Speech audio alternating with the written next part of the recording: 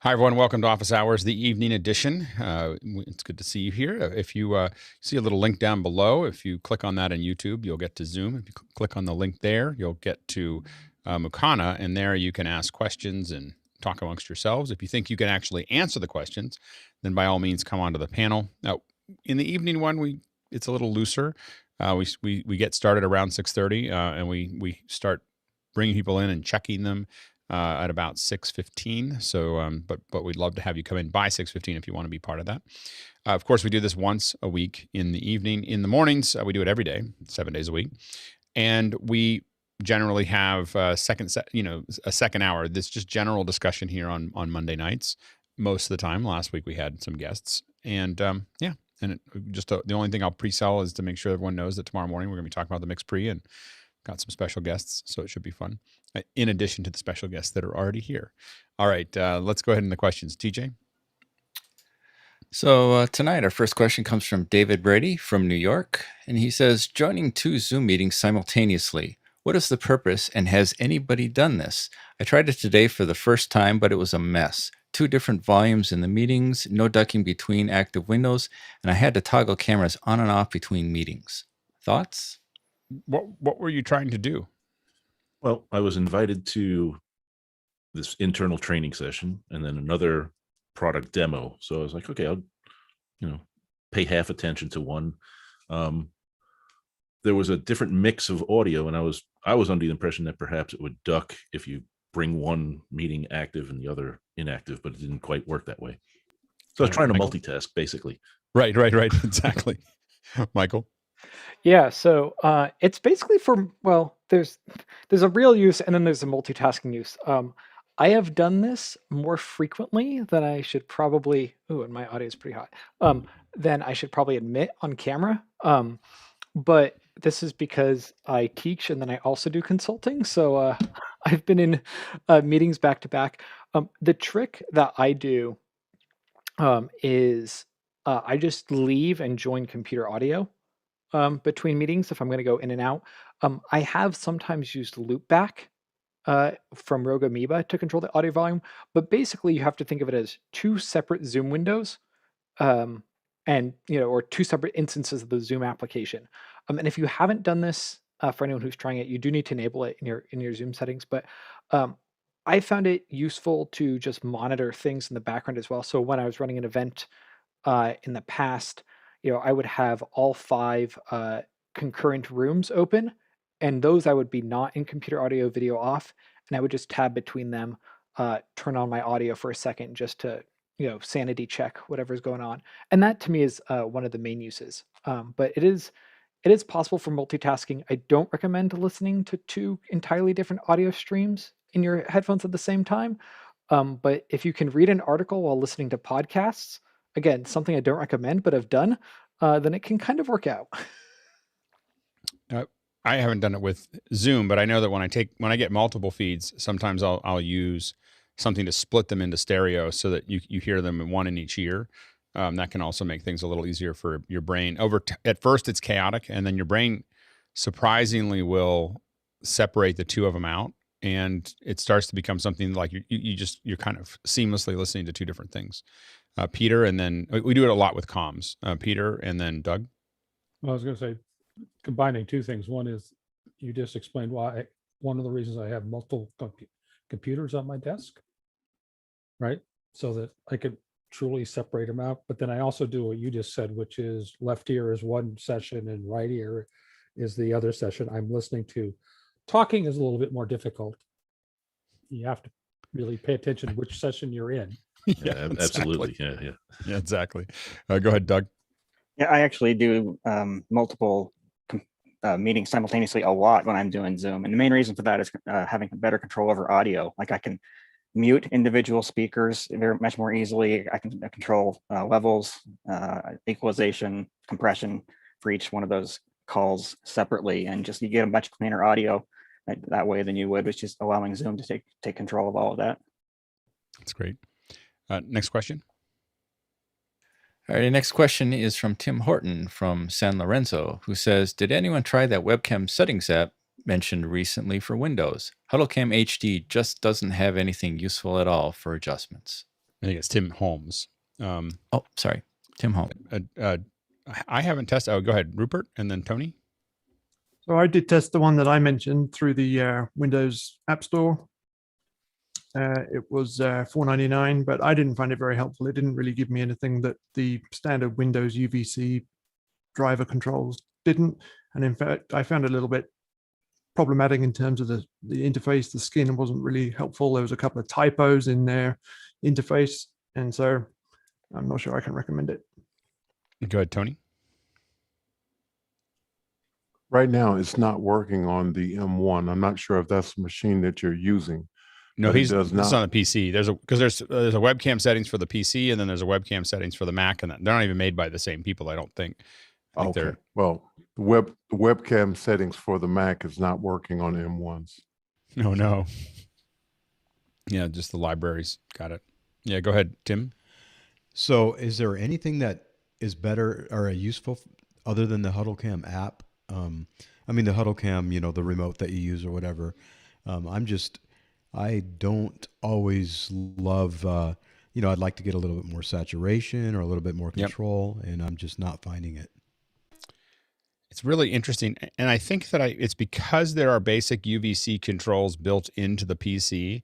I think the result is that this is the danger of the OS or a larger company building part of it, and this gets into the good enough is oftentimes the enemy of great.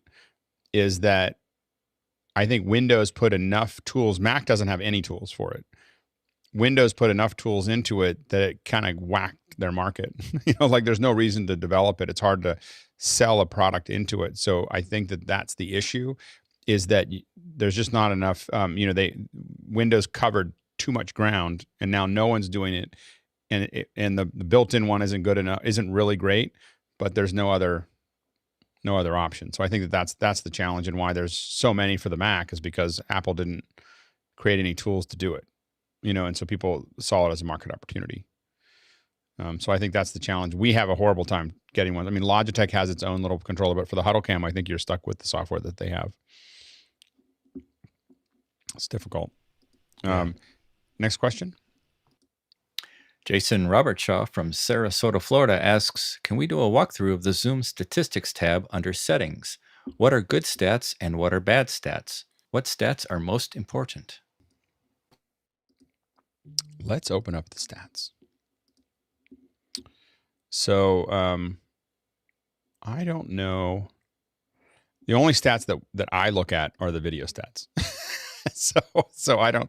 I have to admit that that's the only one that I pay much attention to. If we drag this over here, let me. I don't know if this will get bigger. So if we look at this here, I think you guys can see that. Obviously what I'm looking at for the most part here is I'm putting up 1080, which is something I'm looking for, and I'm only getting back small files because I have everybody in gallery. So that's why I'm seeing that. Latency, this is about what I expect to see. Jitter is very low. That's good. Packet loss is very low. That's good. That's what I'm looking for. I believe that this lower resolution really has to do with the receive is set at basically a half res or half just to save in bandwidth. And then I'm looking for something that's 28 to 30. It's Zoom, so it's not super precise. If we look at audio, we're looking at, latency is nominal, jitter is nominal, packet loss is good at 0. 48 is what I'm looking for on my end. The overall is just really looking at what Zoom memory and CPU usage. So it's really just showing you that you're not maxing out your system. So I think that's all of the stuff is pretty solid. You can see the send and receive bandwidth right now, which is a little low on the send, but that's because I'm showing a screen. So if I go back to this, you guys won't see it, but I'll probably be able to see a big jump in. I saw a jump in CPU usage as well as so it gives you some of that the bandwidth usage. My bandwidth jumped immediately to 4 megs, more like 5 megs a second. When I went from the screen back to video. So it all depends on what you have there. Any other, see anyone else? Nope, go ahead. Kyle and then Michael. You just illustrated what I was going to say, which is be careful not to judge your send when you're not highlighted, because if you're just Right. viewing what you're seeing as just a panelist in a gallery mode, then you'll see a fluctuation and you'll start to so make sure you're reading what you have actually pinned as the largest screen. Michael and then David and then Mickey. Yeah, I was basically going to say a similar thing, which is it's just important to remember that everything in Zoom is dynamic. And Right. so, Alex was sharing his screen through his video feed, which is also separate than the screen sharing tab. So, if you start sharing your screen via the Zoom screen sharing feature, you'd also want to look there. The point about whether or not you're pinned is worth mentioning, because you can see your video feed jump. You can also tell that way in a meeting if someone has pinned your video, even if it was otherwise defaulted to gallery view. And the same thing for receiving. It is the sort of highest rate of what you're receiving. So if you're viewing in a gallery view versus a speaker view, that will affect what you're receiving as well. So if you're trying to figure out how Zoom works, you can also sort of reverse engineer what Zoom is doing by watching your statistics when you change the settings. Is a good way to sort of figure out what it's doing on the back end. Go ahead, David and then Mickey. And if you have access to the admin portal, you can drill into active meetings, webinars, and see real-time statistical graphs of people onboarding with their video signal throttling or crashing, and it can be helpful to kind of help guide them to the right way. Yeah, absolutely. Mickey. Yeah, I also oftentimes take a look at packet loss that would help me determine if I am having connectivity issues both on my send and receive. And then in the audio tab, if you look at the frequency that you're sending out and you're receiving, I can tell if someone has high fidelity music mode enabled, which I often ask people to do for shows or for broadcasts, or if they don't have it enabled. If high fidelity music mode is on, you'll see them send 48 kilohertz. If not, it will only be 24 kilohertz. That's great. Courtney and then Michael. Yeah, so it should be 24/48, 24-bit 48K, I guess, in audio. And I was just going to mention that pinning yourself doesn't up your resolution. You have to have somebody else pin you to see, what your send resolution will be full screen. Go ahead, Michael. Yeah, and I was just going to mention too, especially if you're working with other people for whom this is not their thing, this is a good way to tell between like sort of good enough and great video quality, or to double check that at the beginning of an event that someone has HD turned on, that your meeting settings have HD turned on in all the right spots, and that you're sort of expecting the feeds that you're getting before you start. So if I'm working, especially with other students, like hosting events, I'll have that open while they're prepping and practicing, and then go in and tell them to like change their settings. And they'll often not expect, oh, it looks good, but it looks better when you have the HD flags turned on. Yeah, absolutely. And TJ, do you see something new on in the back end to my name on the in the Q&A? I am not seeing anything new by your Right name. below my name. No, I'm not. Are you on the are you on the teleprompter view? No, I'm on the The back end? operator. You should see a my phonetic spelling right below my main name. You don't see that? It Let just looks me like everybody else's. reload. No, I do not see that. Okay, we'll have to figure that out.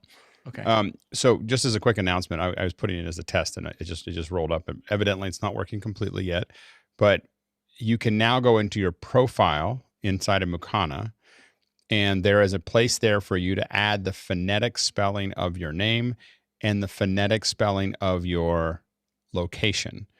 And there's tons of phonetic generators, so you can just type them in the web and then cut and paste them into here. That will help us a lot in Q&A. So my request is that you go ahead and jump into the profile area, and we'll be announcing it more of it over this week. But just put your phonetic. It's in your profile inside of Mukana.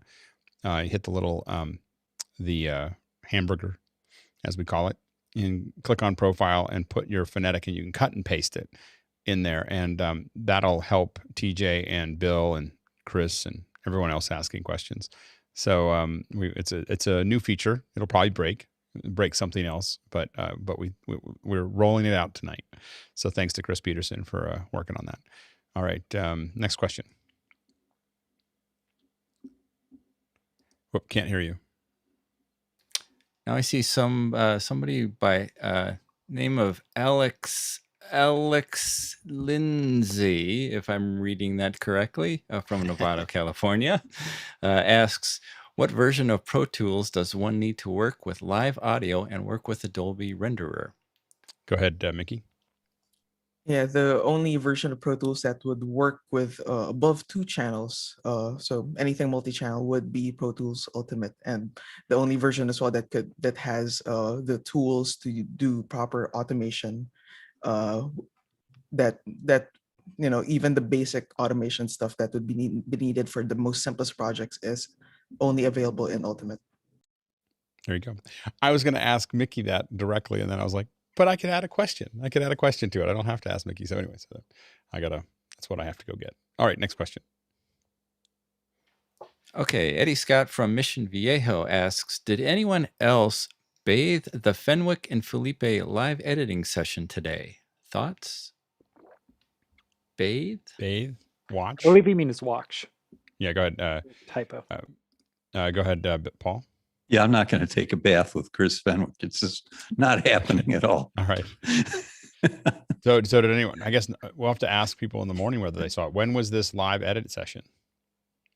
I didn't even know it was coming. Go ahead, David. Oh, did you? Oh, no, never mind. Go ahead, Chris. Yeah, I'm asking the same question. When was that? I would have liked to have known about that. I know. It would have been fun to watch. So I think I saw something in go ahead, Discord David. Around 1 p.m.ish or so. Oh, 1 p.m.ish? Yeah. Yeah. They left me out of Discord. It.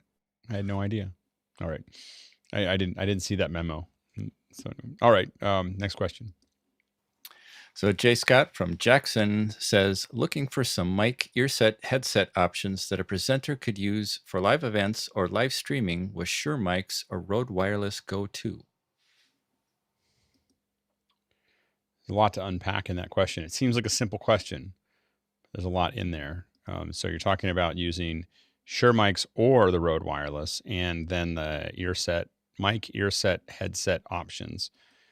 Now the only go ahead, Mickey. Yeah, I think the more popular brands for these kinds of mics would be from Countryman and also DPA. Yeah, and the only one that I know of that's all in one, that has an earpiece or earpieces along with a headset mic, is the DPA. And if you just, I don't remember what the model number is. I think it's an 8000 series, but it has it's the one that will do, it has it built in. So it's one cable down that'll pop in and do both of those services. Go ahead, Courtney. I'm just kind of confused. Is he looking for something wireless going both directions? So wireless receive with a Go and wireless transmit with so that both the earpiece and the microphone have to have separate TRS connections on them? Well, it can be a lot of different things. So for instance, Shure, the one that is integrated wirelessly would be the Microflexes. So the Microflexes will, they have a 1/8 inch jack for the headphone, and then they have a TA4 for the mics. And so you can, which is a standard Shure input. And those Microflexes are expensive. They're just expensive to get going. Even with like 2 channels will cost you like $4,000. Of course, 8 channels will cost you like $8,000. So you'll get up to, but what's nice about them is, again, they're all Dante. So the receiver is just a little box, like about 8 inches by 8 inches by like 2 inches. And you drop it somewhere, and it's just an Ethernet cable PoE to it. And it's Dante to pull it back to you. It tends to be really easy to set up. It's on the DECT format. So it's easy to work with. And you get 2 channels of IFB plus, all the mic channels not all the mic channels you need. It depends on, the one thing we've learned is don't use it at the same time you're using FreeSpeak, because they're both on the same platform, and the platform doesn't have a ton. It has like 40 channels. And so you can run out. So anyway, those are but that's the one for sure that will do it. It's just, you didn't give us a price, so we'll just give you that. the Rode is I used the Rode for the cooking on Saturday, which I had 2 Rode Go's, one to for a mic. I had a Pile mic with a Rode. I was testing it for something else, and so Pile mic, headset mic with a Rode, and then my return was the Rode just reversed, and that went into an IFB. The problem with that is that I'm getting mic output from the from the Rode, because of the way it's set up, and so I ended up with a really low signal, and I have to look at whether I can fix that or not. Trying to fix it ended up with overmodulation and so on and so forth, and so the I'm tempted to go back to a more traditional IFB return. Go ahead, Mickey, and then David. Yeah, Zaxcom also offers a what do you call this? A microphone transmitter with an IFB receiver in the same pack as well. That's great. David? Yeah, at my house of worship, we're using the Rode in that reverse order, and I found a company in Texas called Headset Buddy that sells a tiny little attenuated cable, so we can take aux or line level out of the board into the mic pack and send that to camera to get back to the stream. That's great. Cool. Yeah, absolutely. All right, next question. So Mark Hadley from Seattle says, when tethering the iPhone, how do you make sure there will be no banner messages interrupting Filmic Pro output? Banner messages? Oh, you mean like notifications? Oh, good, Kyle. I'm on it I'm on Filmic Pro right now, actually, and it's just a clean HDMI output. If I'm reading the question correctly, you hit the gear, hit hardware, and make sure you've selected clean HDMI out. Go ahead, David. Does it? I'm just curious if that means with if you were to get a message or text message or something, the overlaying thing. Yeah, it doesn't look like. Have you seen them? I've just gotten messages and various things, and so far nothing's showing up. So. Oh, that's perfect. Michael. Yeah, Filmic Pro is great. When it's clean, notifications only show up when you're mirroring the whole screen. But just in case anyone doesn't know, do not disturb on iOS and Control Center is the general thing to turn off notifications if you're doing something that requires screen mirroring, and that you also want to go into your settings and check that you haven't allowed anything to potentially bypass your do not disturb settings, or you use them in a certain way. But usually it's a little moon icon in Control Center. Yeah, go ahead, Kyle. Sorry, and I should have put the caveat. The one thing that does interrupt it is if somebody calls you and you don't have it set to turn off phone calls. I have my do not disturb set so that it starts at 10 p.m. and ends at 9:59 p.m. And I do that on my Mac too. If my Mac happens to be open at 10 o'clock at night, I get this huge long list of, oh my gosh, I can't believe I finally get to tell you all the things that you missed, and it's like this long scroll that goes down the side because the funny thing is, if you're ADD, you get super sensitive to anything that could possibly distract you, and you just tend to turn all of it off. Like my phone doesn't ring, I don't have any notifications. And as a production person, that's not a bad habit, is just to turn all that stuff off. Peter? The other option besides do not disturb, if you really want to lock it down, tell it you're in a car. That's another button in the Control Center. It says you're in driving mode. It will shut everything down. Yep, absolutely. Next question. Tim Holm from San Lorenzo, and here on the panel tonight, says, shoot us your number for fun and completely voluntary. How much have you spent on your kit that has been purchased and put in use for office hours since its inception? I'm not telling my wife. Michael, what number is that? That was about 10K. Yeah. I mean, to be clear, that is over now a little more than a year. Some stuff used for actual productions, some stuff that's been reimbursed, and all those kinds of things. But yeah, I mean, like we were joking before, but it's never finished. And once you get used to something, there's always a next step. I also have no children, no dependents, no car, so multiple jobs. Car, lots of toys. Lots of toys. Your priorities are definitely in straight.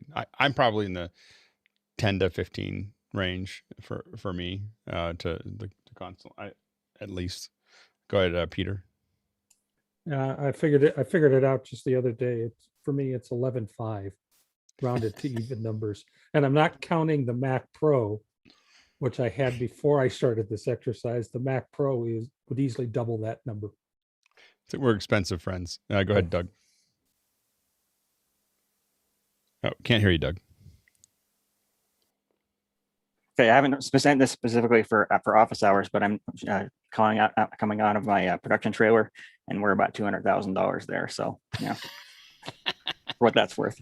Did you get what production trailer did you get? I designed and built it myself, so from scratch, from the ground up. So did you the shell itself? Where did you get the shell for the trailer? I just had one custom made at a local vendor that sells just utility trailers. Started with a 16-footer, 16-foot long, 7-foot wide, 7-foot tall. Came up with my own design. I spent a year designing and then a year building. And for anybody who wants to see it, I've actually documented the process on my YouTube channel, so you can see it start to finish. What's your YouTube channel? Can you just let people know what it is? It's Doug Johnson Productions, so it's easy to find. Yeah. Awesome. Very good. And there's a lot of great videos there. I've watched a bunch of them myself. Over 250 now. So Yep, absolutely. All right, awesome. Next question. We now have a new monitor. Tim, sorry, I missed you there. Oh, no problem.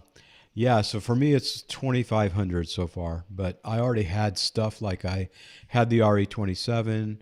I haven't put my GH5 in, but I think I'm going to have to squeeze it in between these two monitors soon and some stuff like that. So that's where I am. And it's not a contest, Doug. Just because you had the biggest number tonight. It's I think that you get about 90% or 85 to 90% there in the first $500. Like it really is that. And then the rest of us are dealing with the last 10 or 15, just so people listen to that. They don't think it's absurd. Like, oh, now I have to go out and spend 10 grand. There is about $500 worth of things that will literally improve everything you're doing. And I'd say the first $30 will get you 75% there. Like literally it's just buying a pile or a Pulson mic with a converter. That will get you 75% there. And then the next 10 or 15% gets you to $500. And then the next 5% takes you to 2,500. And then you're dealing with the, 3 or 4% left. It starts and 1%, there's no limit. Like there's not, it'll just keep on going away from you. So go ahead, Peter, and then TJ. Well, I'll also make the point that there's a large number of people on this panel for which this is their living. And then there are people like me and John Pewitt in the morning who this is their hobby. Right. Yeah, yeah, absolutely. And this is absolutely. Hobbies can be very expensive because I also own a boat. So I mean, I understand how hobbies can be expensive. Peter knows how to throw money at something that is just going to keep asking. Go ahead, TJ. So, do we have a new monetary unit? A Doug Johnson. A Doug Johnson. A Doug. I think we just called it Doug. So now we have a new one. Someone's going to have to update the thing. A Doug is 200,000. Okay, there we go. It's the Alex is 700, and then Mickey's a 3,200. A Charles is 11,000, and a Doug is 200,000. So now we can just think of, that's only 2 or 3 Dougs. All right, go ahead, Alec, Michael. Yeah, I was gonna say the other thing is, not necessarily quality, but just what you can do. I'd say like a few $100s are me wanting to have a teleprompter set up in front of me. And no one can see that, but while I'm teaching classes, that enables me to do something, or having a monitor that I like there, or HyperDeck to record stuff in a certain way. So a lot of it is, or Telestrator. Telestrator is the one bit of equipment that hasn't cost me money because I could use some old pieces. But things that are around the side that you get to sort of build out into your own space that others don't necessarily see, but to the point of it being a hobby, kind of just makes me happy. I bought a wireless follow focus system instead of a wired one, just because it's cool, and it's a hobby. Yeah, exactly. Paul, and then Tony. Yeah, almost on day one, I had bought this real expensive ham radio. It was an ICOM, state of the art, and I sold it immediately and got an ATEM Mini Pro. And then since then, my ham radio expenditures have gone down to 0. and now I'm plus or minus 10K, on this audio gear and video gear. Yeah, absolutely, Tony. Yeah, I thought for sure that I was going to come in as the lowest person in terms of spending, but it looks like I'm not. So when I look at everything, the big items, not so much, but when you add up all of the small cabling adapters and cables and putting in switchers and having people come out and upgrade your internet and put in Wi-Fi 6. And so I'm probably around $4,000. Yeah. But part of why I wanted to do it was I wanted to do it for teachers. Right. And so I think I'm pretty confident that teachers could do a setup similar to what I have for less than $1,000. Mhm. But and I'm a strong proponent. I did the math. Spending $5,000 per teacher would fit well within the stimulus budget. I think it's when you do the math there, and that's the part that I always 15-20 billion, and every teacher could have a $5,000 system. And then I would argue that a lot of people would want to do it from home. Go ahead, Mickey. It's probably why they won't do it. Yeah, for me, in terms of coming into office hours, I think I've had most of these things on hand. I've probably spent $100 or less, but in terms of the spending, that because of the things I've learned in office hours and business expenditures, it's probably in the 30-40 grand. Yeah, exactly. You suddenly know what again, and we're professionals doing this stuff, and a lot of that stuff generates revenue. Mine definitely does. So how my setup works is stuff that we're advising people on. So to be fair, go ahead, Michael. Just last thing, but I mean, this morning you talked about billing and budgeting. I mean, I budget for my hobbies, so I actually dropped it in Mukana, but I have a spreadsheet of all the stuff that I've bought, partially because I like to know, partially because of insurance. But every bottle of whiskey or wine that I collect also goes into a spreadsheet, and that lets me know. I don't want to know. But I mean, you can take the approach that you don't want to know, which is also kind of nice. But it also, no, I mean about the whiskey. I know about the equipment, but I don't want to know about. I don't want some tracking thing of how much whiskey I bought. But at least for me, like that lets me know that I probably should be saving more money at some point too. But I'm doing something that I understand all the costs that go into something over a multi-year period or something like that as well. So you can. There's ways to do it and to budget even when it's not necessarily professional expenses. And from my perspective, I just want to thank everybody who is both listening and everyone on the panel for playing so hard.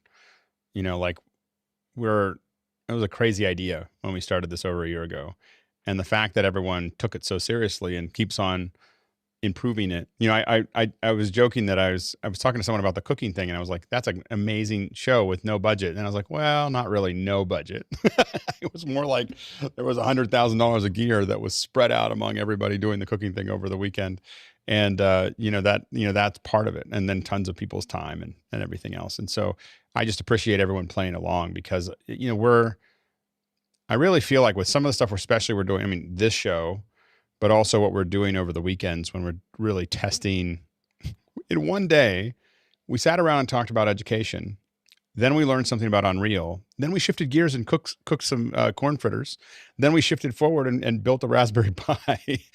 And we did that all over. A friend of mine works at a big company, and I sent him to the video about he says, "Oh, I missed the Raspberry Pi." I sent him to the link, and he goes, 9 hours. 9 hours. And I got this email just like 9 hours. And I said, oh, that doesn't even include the pre-show or the pre-show or the post-show. There's a whole bunch of other shows that happened in there so I was like, it was more like 12 or 13 hours. Go ahead, Tony. So I'm glad you mentioned the Raspberry Pi. So I didn't include that in my amount. And so I'm still spending money. And so this is my latest thing that I purchased. And it's not working. Oh no. This is actually for the cooking show. So it's an arm that's supposed to go on the desk, and I was going to use it Right. For the desk, and then I was going to use it for the cooking show. Right. And so I was going to use it on one of my counters, but the base is not working, so I'm going to have to send it back. But I'm continuing to spend money, Alex, and Well, I have no return. You're not well, but to think of it this way, you're not going to baseball games or spending it on movies or spending it on all the other things that we used to do. This is just something that we enjoy doing. So we had a lot of other things that we spent the money on, like gas. I went from Absolutely filling up my tank twice a week to filling up my tank once a month. So I just feel like that's where the money went. Go ahead, Chris. Yeah, I think Tony has the best quote so far, which is, "I'm still spending money." Go ahead, Peter. Well, when's the last time? I mean, I haven't. Normally, every year I go and invest in a pair of brand new pair of Brooks Brothers suits. Right. I haven't. I mean, that's easily $4 to $5 grand by the time you fit out outfits for work, and I haven't had to do that in the last 14 months. Yeah, absolutely. Go ahead, David, and then Ray. Yeah, so it's an investment. It's not an ephemeral spend. Yeah, absolutely. And you get to keep on having fun with it. And fortunately, we use it enough because we do this every day that it's not like it's something that you bought and then it just sits in the closet. I mean, I spend a lot of money on skis, that only get used a couple days a year. This you get to use every single day. Go ahead, Ray, and then Kyle.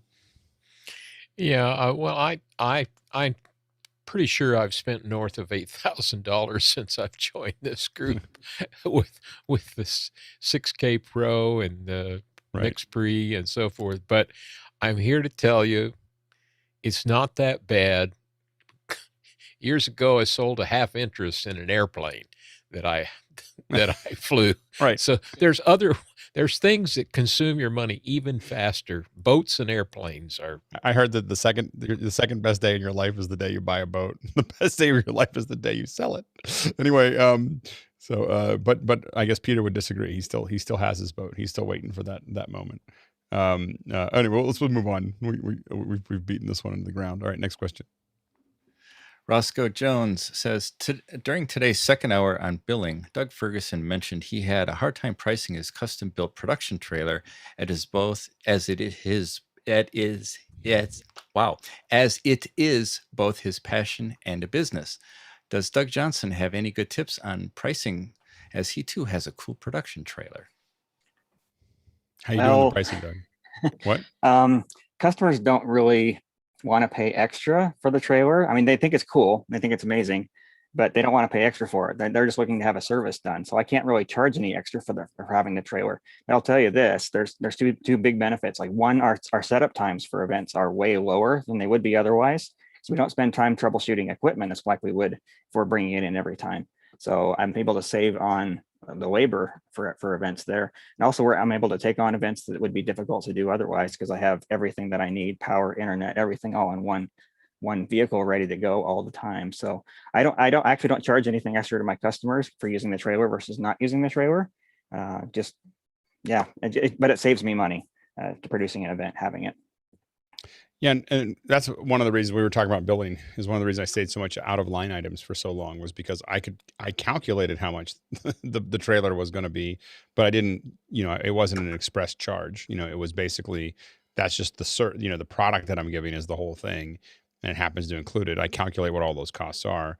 Our problem is that we rebuilt the trailer. We did our shows were so complicated that we would typically rip the trailer apart and put it back together about every 2 or 3 weeks, because it was, we'd go from doing 4K 4K stereo 360 to streaming 20 rooms of something to something else, and it would require even a little trailer like that.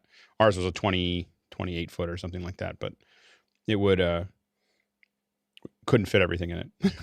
so it had to be but the advantage of rebuilding it all the time is that you get really good at it, because you're building it custom for everything. Next question.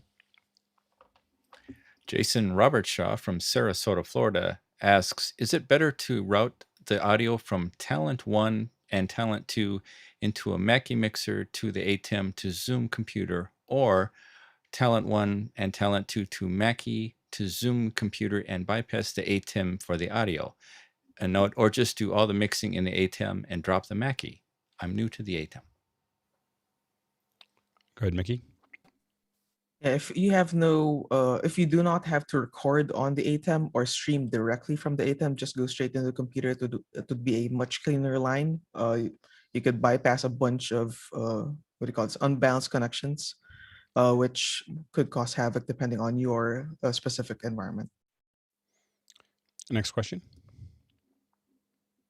Courtney Gooden from Hollywood says, did anyone watch the NVIDIA GTC keynote today? Any opinions on their new AI tools and real-time translation? I didn't see it other than I saw a long list in Tech Meme about all the things they released, but I haven't seen much detail. Courtney, did you watch it? I watched parts of it. I tried to watch it on Twit, but Leo and the other guys tend to talk over most of it, so I need to go back and review it. But it seemed like there was an amazing amount of AI stuff. A lot of it was for corporate, chips and underpinnings that, self-driving cars would use, and a whole lot of industrial applications of AI for, especially in pharmaceuticals and chemical analysis and everything else. But they did demo the real-time translation and real-time audio, so you could speak in English and translate into Chinese and put subtitles on the screen in real time, and have the spoken Chinese as well. So it was a pretty good, demonstration as far as that, which might lend itself to a streaming tool or our applications. Those have often got people excited. I just will say, as someone who spends a lot of time in the language trenches, that the sell and the reality are oftentimes very different. And so it looks cool because we can't speak Chinese. So when we look at it, the amount of meetings I have to have with clients who it's typically, so the one that is the worst is the French. The French translation is always the hardest, because if you don't get the right person that has the right accent, you get a whole bunch of emails from France. And if you screw up one word, you get a whole bunch of emails from France. And the French are very proud of their language, and man, do they let you know. And so you always, when you see French come in, you're like, oh, the Spanish are they're overall pretty good about it. Chinese are just happy it's there. Like they're not, like there's, they're just, you don't get any complaints about the Chinese are like, oh, I get it. Like they're practical, and they understand what they understand. There's not a lot of complaining. That was one thing they pointed out, which was interesting. The different languages, the percentage of accuracy, English to Spanish, I think, was the highest, like 95% or something like that. And then some of the others were 80%. Well, and the interesting thing is some languages you really can't caption in real time. So Chinese and typically Hindi are not. This is where AI will go past what we can do, because anybody who says that they go, oh, we can caption live in Chinese. I'm like, really? Because every translation company wants to find somebody who says they can do that. And then as soon as you talk to them about it, it's like, oh, no, we get it. And then we'll send it back to you. But it's almost in real time. And we're like, okay, they demoed that during the keynote. No, I'm saying, like, that's where AI in some of these languages, it's the keyboard. There's no stenographer keyboard that will do Hindi or Chinese. And so that becomes this physics problem of actually getting the words there, because they're not broken down in a way that can be chorded. Do they make a steno machine for Chinese with reduced number of keys for? I don't think they do that. The other thing is that the United States can do that with people because it's the law. So if you're a broadcaster, you have to caption everything that goes out, both online as well as your broadcast. And you have to do it in English, and most people do it because of the PR of it, they do it in Spanish as well. So it's really easy to find English speaking or English captioners. Not easy. It's still hard because there's so much pressure on it right now. And then Spanish, but after that it falls off really fast. And then it becomes really, really difficult. There's a company the other way to do this that you can do it is called respeaking. We talked about this morning or earlier, where you basically, someone listens. They're literally in a sound booth, typically, that's tuned, and it's AI listening to them talk, and they've learned how to speak with good diction, the way that the computer wants to hear it. And then all they do is they just hear the person talking and they respeak it. That's why it's called respeaking. They just respeak it in a clean environment. And that's actually pretty accurate. And you can do the languages that you can't do normally. So those are the things that are there. I find that I don't like captions that much. I think that dubbing is better because otherwise everyone's looking at the bottom of the screen the whole time. Anyway, which that does as well. The real problem you get into is accuracy. And, you can change a couple words and the sentence means something completely different. And then people get upset. That's the thing that's why everybody gets excited about translation, and then they do it once or twice, and there's a couple horrible mistakes, and then they don't do it anymore. Like that's been the pattern that we've seen over and over again. Internally for companies, though, they use it all the time because they get over that. It's just publicly facing. You don't see it very often because of the translation issues. Internally, they just turn it on because, all the employees have to do it, and the employees complain, and they go, hey, this is the best we're doing. You want us to turn it off? Like that's different approach. All right, next question. Chris Fritchie from Tomball, Texas asks, is there a chance of getting a Discord link tonight for those who may want to join but can't make it for the morning show? If Chad feels like giving you a Discord link, it's up to Chad to give you a Discord link. I'm 100% behind it. But that's Chad's. So I'm putting a little pressure on Chad there to figure that out. All right, next question. Mark Carter from Brooklyn. Alex, I love the idea of turning off all notifications. However, as a freelancer, for me, it is very hard to justify not responding to clients, especially these days. How do you stay on top of things while keeping your phone notifications off? Yeah, go ahead, Steve.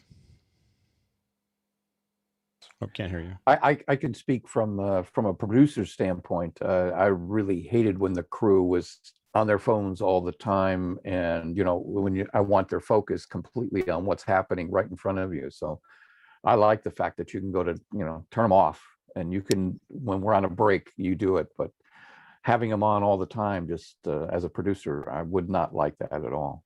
Yeah, Michael. Yeah, I'm kind of similar with needing to ignore notifications. And I think it's kind of that push and pull mindset where they call them push notifications for a reason and that they are pushed to you. I can be pretty bad about text messages, which is mostly fine, except for my partner. But the one thing that I'm good at sort of pulling on when I need to throughout the day is email. And so I have a habit, which is if I do get email notifications, it's too much. But I know that when I have a break, that's what I can do is go check my email and respond to anything right up at the top. And particularly, I like triaging email on my phone because I'm less likely to type something really ridiculously long. But it's sort of just being in that mindset of like, I'm not going to get a notification, but I know throughout the day I can check and respond to when I need to. And yeah, I don't have clients in the same way, but usually if something needs to be responded to pretty quickly and it gets a little bit longer, it's not quite the end of the world. But every once in a while, something will bite you surprisingly. My phone does buzz, so it will buzz, and I will say that's so I can still see it most of the time. I shouldn't say that in public because people will be like, "Oh no, he's just ignoring me." But go ahead, Courtney. Yeah, being in a service company like a teleprompting company, and even when I was being a sound mixer, it's gotten pretty brutal. Is when somebody's trying to crew up. They'll make one call, and if you don't return that call or you don't answer the phone, job goes to the next person on the list. And that's the danger of turning off notifications. And my teleprompting service company, I get a lot of calls. Oh, we need a teleprompter. How soon can you get somebody here? Right. They want it same day. And I will admit, when I say that, I'm not in that position. So I don't, my sales are, typically at a point where they take a long time to mature. So they're not, no one calls. I mean, I do get calls for the last minute, but usually they don't have the budget to do that. So I don't get that many like last minute calls. And literally my phone, if you call me and I don't pick up, it just says, Hi, this is Alex. I don't even know how to check these messages. Like I literally tell you, I don't pick up the phone. I don't know how to check these messages. You can text me or email me to schedule a call. So my life revolves around scheduled calls, which I generally won't accept on the same day. So I won't I just won't get to your email if you ask me to try to do a meeting like right now, unless there's a handful of clients that I will.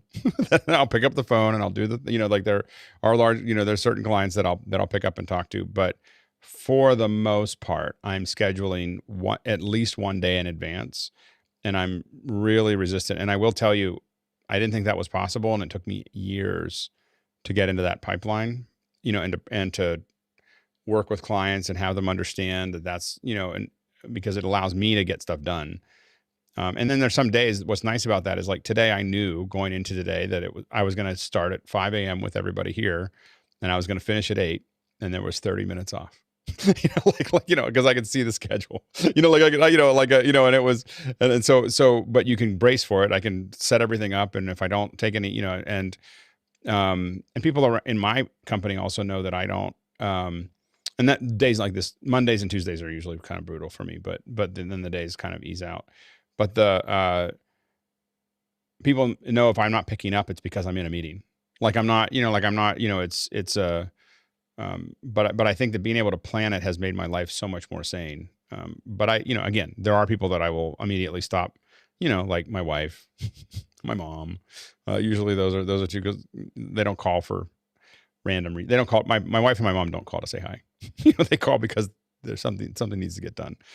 Kyle. It's similar, like just per your conversation, it's similar to the billing conversation earlier today with working with nonprofits and people who are much more demanding of your time are usually the people that they will never stop. And so it's similar to what you're saying. Like you said, knowing which clients are the ones that are never going to stop calling you and leaving you alone, so to speak, and just trying to figure out which are the clients that you want to continue to work with and which are the ones that it's okay to not call them back immediately. Because and I will admit it's harder because when I say that I don't do this, I'm in a different position too. I'm not a single freelancer. I'm part of a company. There are other people in my company that are very responsive, and I'm not the person that is in the front line to do that. And so that's the other advantage that I have. So I don't want to make it like, oh, all freelancers should just stop answering their phone.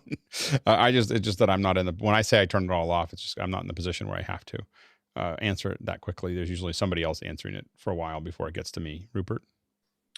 Just a little tip that I've sometimes used that's come to mind, that if you have VIP people that you're looking after and you're expecting calls from them on an iPhone, maybe Android as well, you can set up custom vibrate patterns for callers. So even if it's in your back pocket and you're in the middle of something, you can have it, you can recognize maybe who it is.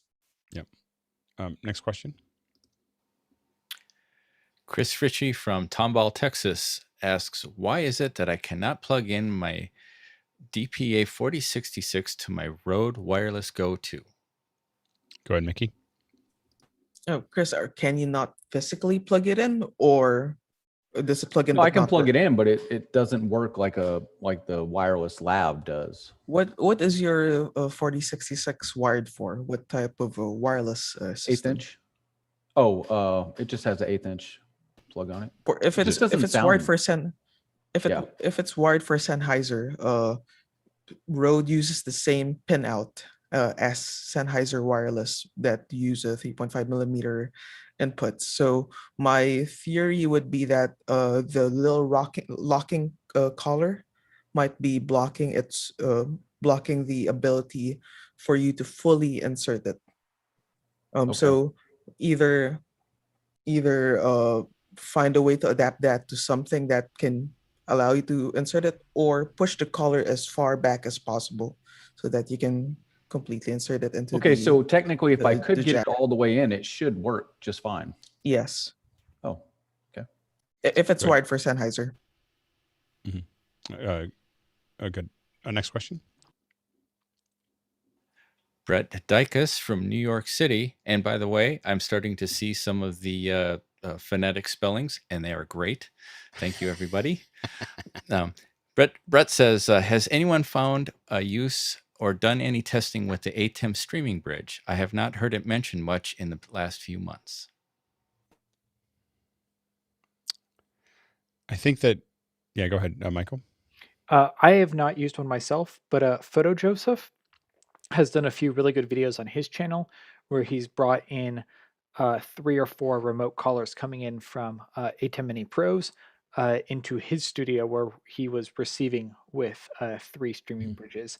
And then he and Aaron Parecki and John Barker have, I don't know how often they're doing it, but they have a YouTube channel called 3 Men and an ATEM, where they've been doing some experiments with the streaming bridge as well. And those have been really informative. Go ahead, Doug. I actually haven't bought one myself. I've talked to a lot of people who have, and they seem to like it for the most part. I actually had one in my cart to purchase it at one point, but I did a little bit of research into figuring out what it takes to run your own RTMP server, and it's really not that hard. So that's actually the approach that I've taken. So I use Nginx, the web server. It supports RTMP, and then VLC or another application that can understand RTMP. And so basically, I'm able to do the same thing that the streaming bridge does, but wholly in software and for free, and it works really well. Yeah, go ahead, Peter. Well, until I got the ATEM Extreme, I used it for my monitor output in my home office, and this used one for streaming to another TV in my home office so I could see what I was sending out over program. Don't need to do that anymore because I have the second output on the ATEM Extreme. But it is what it is. Yeah, I have to admit, I don't think I would. I just looked at it and said, I don't think I'm going to lean on an RTMP real-time stream as a solution for a show, the way that Photo Joseph's using it, mostly because the delay is higher than I'm willing to go.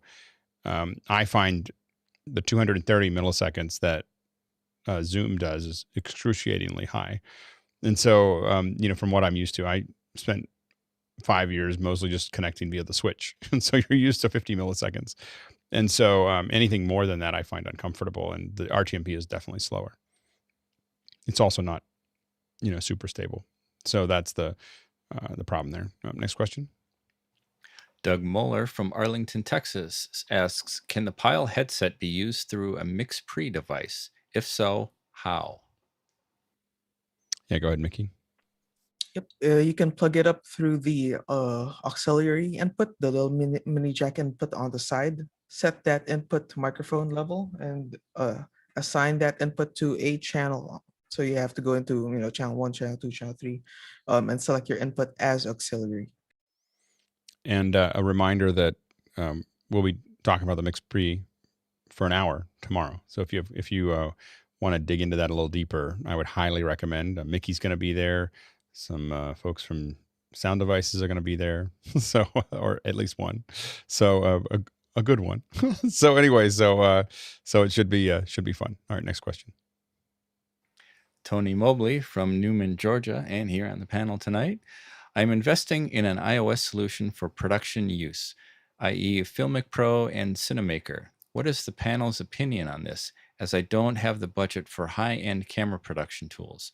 I want to get really good with this small pond. What do you think? I hear a lot of good things about Cinemaker. I haven't had time to really dig into it. Go ahead, Tim. One thing that I like to use is just an Apple TV with my Filmic app, and it actually works pretty good. Very remote, and I just plug the Apple TV into one of my ATEM mini channels, and there it is. Basically it's a wireless camera. Seems to work great. I actually, that's what I used for cooking. 2 weeks ago, I was using all phones for cooking, and one of the things I did is exactly what you're saying. Is I mirrored Filmic Pro to an Apple TV and had that in the ATEM. Then I just had a little wireless camera I could run around with. And right at the very beginning, when you start moving it, it sometimes lags a little bit, but then once you're in it, I found that it was fine. So there was a little bit of something there, but I couldn't quite figure it out. But I think Cinemaker will do all that for you. The one thing is that just be careful of your Wi-Fi. If you're using Cinemaker with a Wi-Fi connection, with anything that's connecting over Wi-Fi, know that a mesh will not be your friend.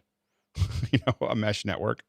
is not something that you want to try to do with wireless video. It's the jitter is very high. Nikki?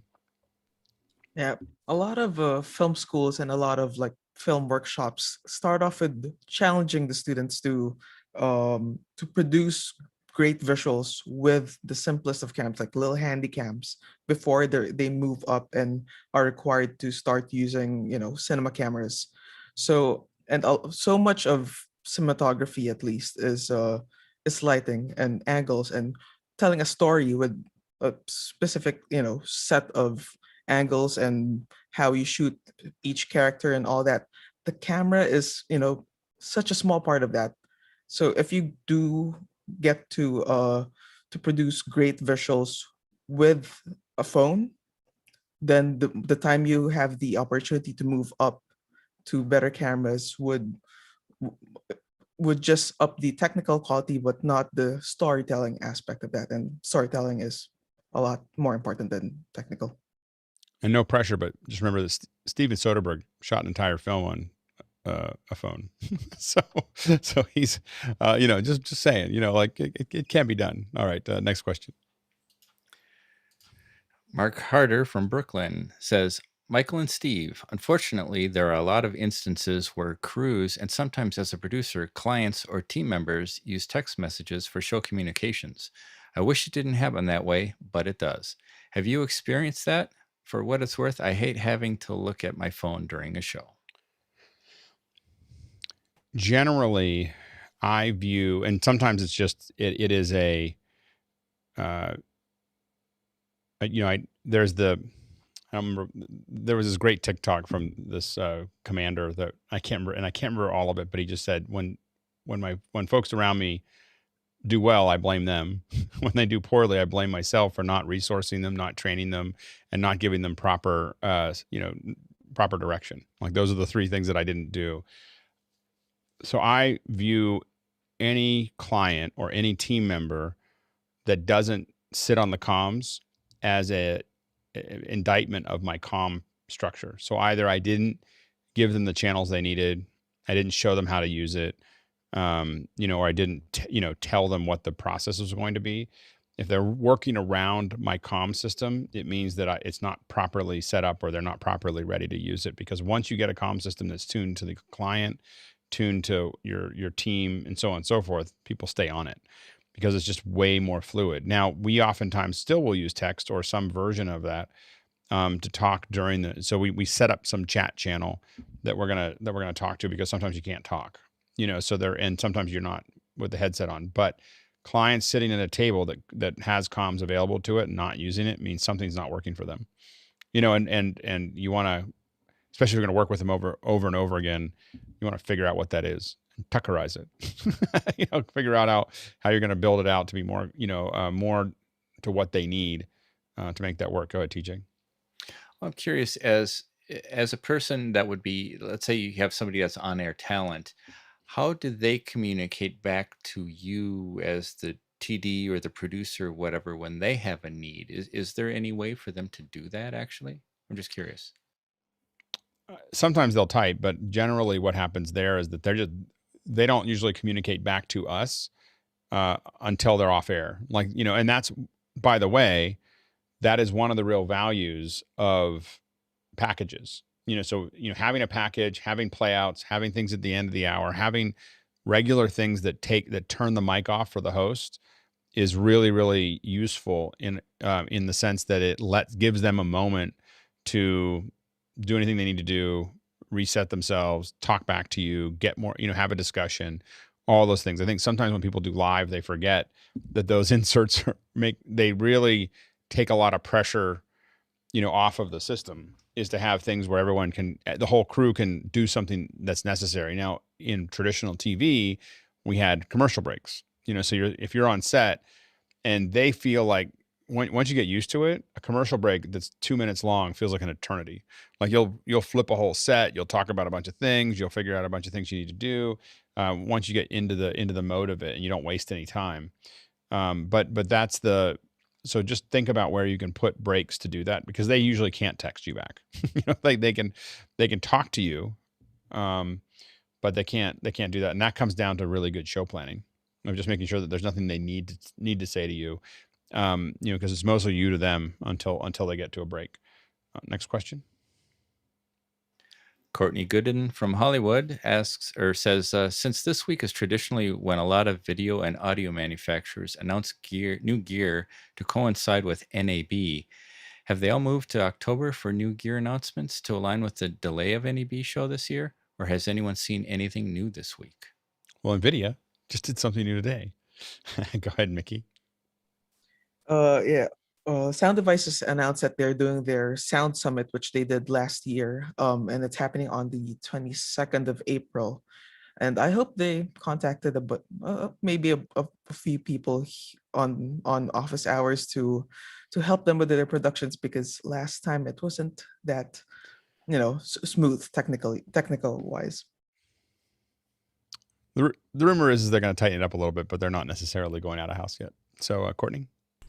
And I got some obscure DJI email today that said one and a link. Did you see that, Mickey? Yeah. I'm not sure whether it's a new drone or something they're announcing. Is it tomorrow or? Those guys just keep announcing. They just keep releasing things. They keep releasing things that I feel like I should buy, but I haven't. I just wait to hear what Ray thinks of it. I'm trying not to go into the drone world. I burned through a couple of drones, crashing them and spinning them around, and lots of other things. And I've decided I have a fourth one, which I still take out of the hangar every once in a while, but I haven't upgraded for years, just because I'd like to have one when I need one. Although, Ray, I've been really thinking about shooting cliff faces with it. I just need a better camera, just being able to program it as a grid so that I can just turn it on and have it just do all the, I really was thinking, because I've been shooting this cliff face as a photogrammetry test and at Goat Rock, and doing it by hand is really a pain, and I can't get to where, and I realized if I could really program the grid to do all the different angles that I need and everything else, it would be a really great way to capture it. So maybe DJI will put something out that hits that mark. Chris? Yeah, my neighbor has a job that he flies his drone around and does LiDAR of construction sites. And they have to shoot it 2 or 3 times a week just so they have a schedule how things change. You probably he always brings me those files and tries to have me do something in AutoCAD for him, but it never really works out. It's a proprietary thing. Well, and also LiDAR, I don't know which one he's using for that. Is he using the DJI with the RTK? It's a DJI drone, but I'm not sure what the software is that he captures in, but it spits out a DWG or a DWX, but it never opens up correctly in AutoCAD. The hardest part, not the hardest part, but one of the hardest parts with the drone is being able to recalculate where it is, because it's moving a little bit as it moves along, and then realigning the LiDAR turns out to be hard. So getting that to be clean a lot of times, and then it's all the calibration in the drone that becomes really hard, because if it gets it off by just a little bit of where the drone was, the drone being off by a couple millimeters can mean that its measurement on the ground is off by, feet, because it's, angle of it, the angle is magnified as it goes out, depending on how high the drone is. And so, but it is it's a fun problem. Yeah. Next question. Paul Prusakowski from Gainesville, Florida asks, for sailboat or RV mobile production, anyone here use a PepWave Max HD 4 LTEA for the Americas or Europe, Middle East, or Africa? Vehicular quad cellular bandwidth bonding router, 4X embedded 4G LTE modem. And I think there's a lot of details about that device. So I haven't used it for boating. I will say that we used it with our truck. So our production trailer had a PepWave in it. Remember that you have to have a head end. So you have to have a PepWave connected to the internet somewhere that's going to get all that data back, and then you're basically using that connection on the head end to reconnect it. I mean, that's typically how you do it. There's a couple. PepWave may have a cloud solution, but that's the way that we've used it, and it works pretty well.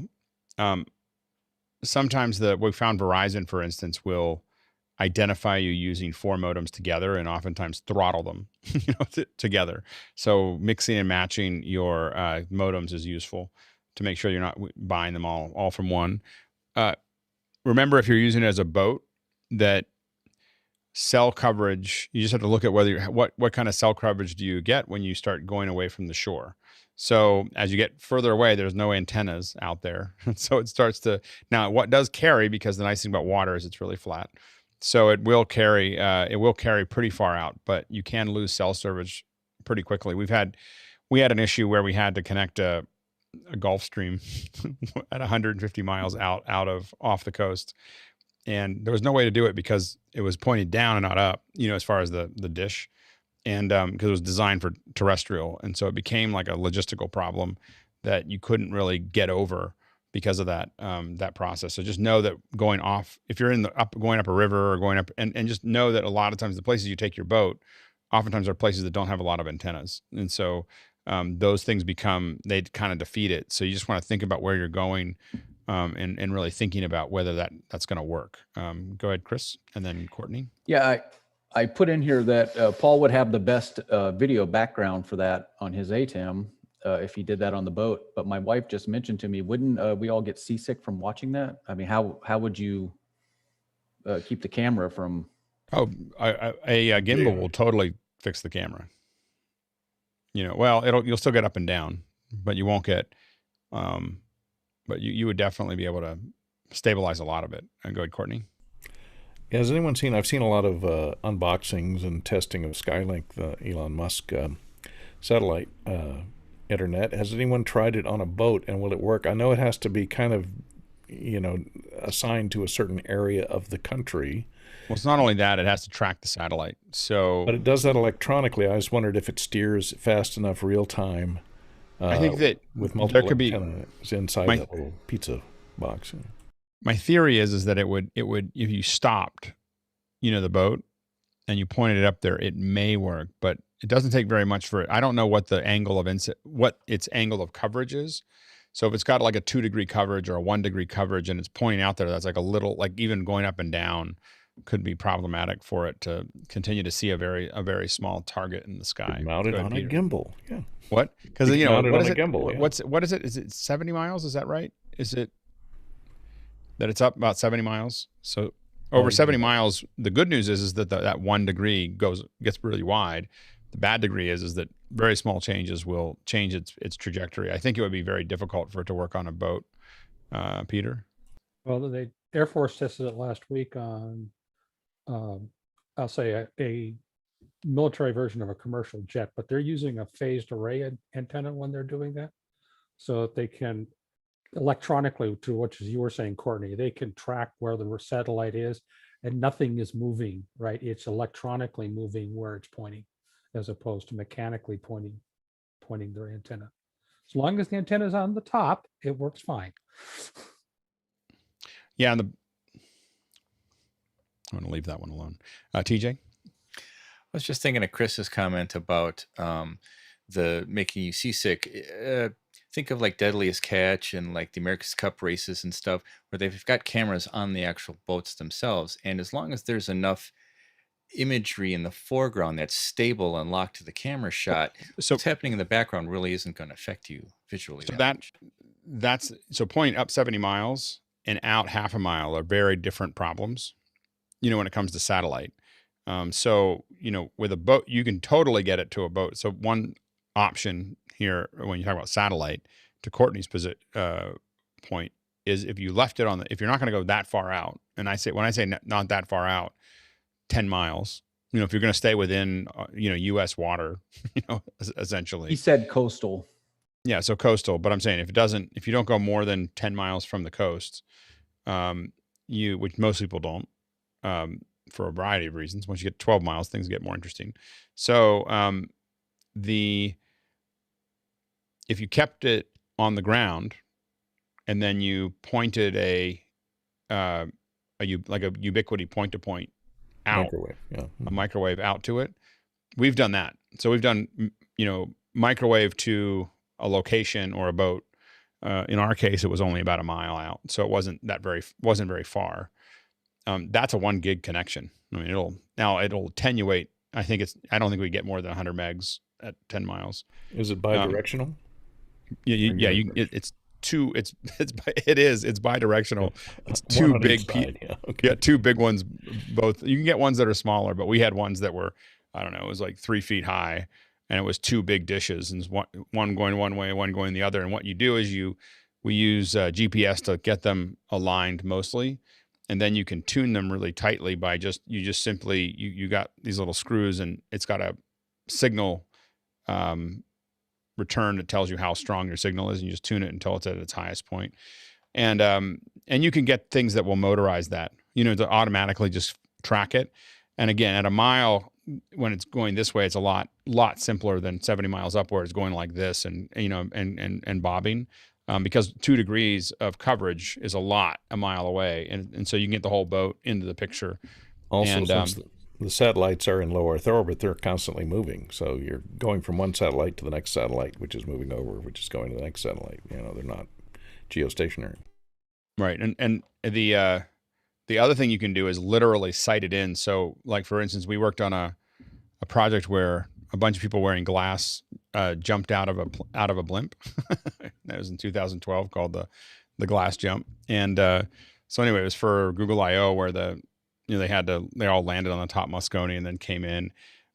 In that case, and I just worked on the hangout part of it, but that was done. 3G wireless did the transmission. The reason that the folks jumping, if you go back and look at that video, they all have little smoke. And so they keep track of who's who, because they literally have someone handheld with a dish pointed at each person, and tracking them all the way down so that you can get bandwidth to a person falling at a high rate of speed. So anyway, we didn't worry about, once they popped the chute, they weren't interesting anymore. But there was a solid 4 to 6 seconds. They were super interesting. It's a bummer because they had to jump from, I think it was 4,000 feet, and then I think they opened it 1,200 or 900. I can't remember which. Anyway, it's a whole other thing. We have made it to the end of yet another Monday night. Fun little discussion with everybody, and it's a good time. Yeah, go ahead, Steve.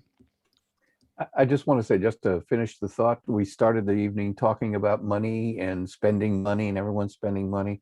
I think one thing ought to be said is all the money that we save by listening to office hours, and we save a lot of money by listening to the war stories and what worked and what didn't work. And so that's the true value of what's going on here with this whole community. And so yes, we have spent the money, but think of all the money we've saved as well. So I'll just leave it at that. Go ahead, Mickey. And yeah, just to add to that whole the buy once, cry once mentality. It's not like we just want everyone to spend as much as they can. It's that buying a single piece of equipment that we know will solve all the problems is cheaper than buying a lot of little things that don't quite work well. Yeah, TJ. Tony, your comment of you don't have anything to show for it, I would really disagree. I think you have a lot to show for it. Look at how much you have learned in the last 6-8 months. I mean, you've been an amazing person to watch how far you have come in the knowledge that you have and that you're sharing with other people. Yeah. Don't discount that. Thank you, sir. Appreciate that. And I think I would like to think again, I know you guys probably get tired of hearing me say it, but it's true. Thank you so much for what you do on a daily basis.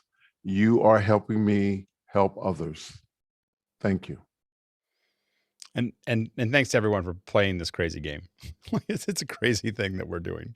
And I think that, again, when you look at some of the stuff again that I talked about, to finish off the thought that I kind of wandered off from on Saturdays, we're starting to show people, when you start seeing like people's wives and partners getting excited about jumping in, and suddenly they realize, oh, this is why they're doing all those things, and oh, this is the value of, that suddenly they all want to get involved and they all want to play along, and they're starting to realize it. And the thing is that, but what makes it great, if people just decide, oh, I'm going to try to do a cooking thing, and they didn't have any of the technical knowledge, they couldn't create the vision. Like, it would just be a disaster. Like if anyone else tried to do what we did on Saturday, it's easy to think of, oh, anybody could do that, but they can't, because the audio would be all over the place and the video would be all over the place, and people would spend half the show trying to figure out how to use Zoom.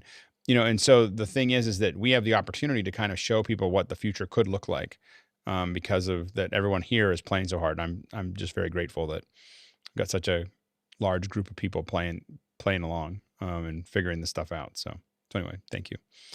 All right, I'm gonna turn it off. I'll see a lot of you in only a few hours. All right, have a great evening, great morning, great afternoon, wherever you are.